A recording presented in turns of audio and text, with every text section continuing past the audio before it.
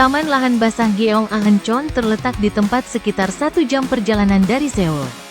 Meskipun Seoul telah dimodernisasi dengan perkembangan industri, kawasan ini telah melestarikan lingkungan alam tidak jauh dari pusat kota Seoul. Daerah ini telah memberikan kontribusi yang besar untuk menjaga keseimbangan ekosistem.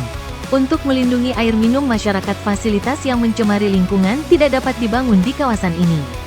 Agar tidak mencemari lingkungan, banyak tindakan berkelanjutan untuk mengamati dan mengelola ekosistem alam sejauh ini telah terlaksana dengan baik. Jadi Taman Ekologi Lahan Basah ini telah terpelihara dengan baik dan akan ada di masa depan. Lahan basah, lingkungan alami, dan udara bersih di kawasan ini melindungi wilayah metropolitan Korea dari pencemaran lingkungan. Lahan basah Gyeonggancheon diubah menjadi taman ekologi. Lahan basah Gyeonggancheon terletak di anak sungai Namhan, di Tuchonmyeon, kota Gwangjo, Gyeonggi-do. Meskipun disebut sungai daripada sungai, dekat dengan Dumulmyeori dan berbatasan dengan sungai Namhan, jadi selebar sungai. Kota Gwangju telah membangun jalur pengamatan melintasi lahan basah agar kamu dapat melihat baik-baik tempat ini. Sehingga Anda bisa berjalan-jalan dan mengamati flora dan fauna. Lahan basah, asal mula kehidupan seluruh makhluk hidup, telah menjadi habitat yang baik untuk berbagai flora air, berbagai burung, dan serangga, dan telah menjadi tempat belajar alam yang baik bagi banyak orang. Di musim semi, tunas hijau muda dari pohon willow terlihat indah, dan di musim panas, teratai dan lili air yang terawat baik berwarna-warni. Ada berbagai macam burung yang bermigrasi di musim panas, dan di musim gugur. Alang-alang dan bunga rumput perak yang bermekaran sangat spektakuler.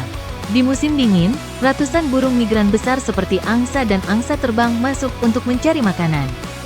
Dan indahnya bentuk pohon willow yang gundul adalah pemandangan yang spektakuler.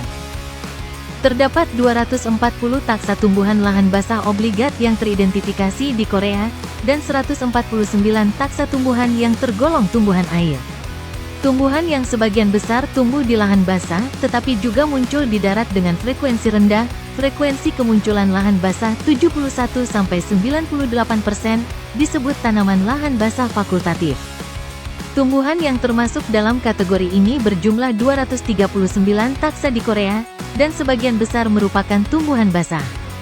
Oleh karena itu tumbuhan yang tergolong tumbuhan basah di Korea berjumlah 330 taksa. Termasuk 91 taksa yang termasuk tumbuhan lahan basah obligat dan 239 taksa yang diklasifikasikan sebagai tanaman lahan basah sewenang-wenang.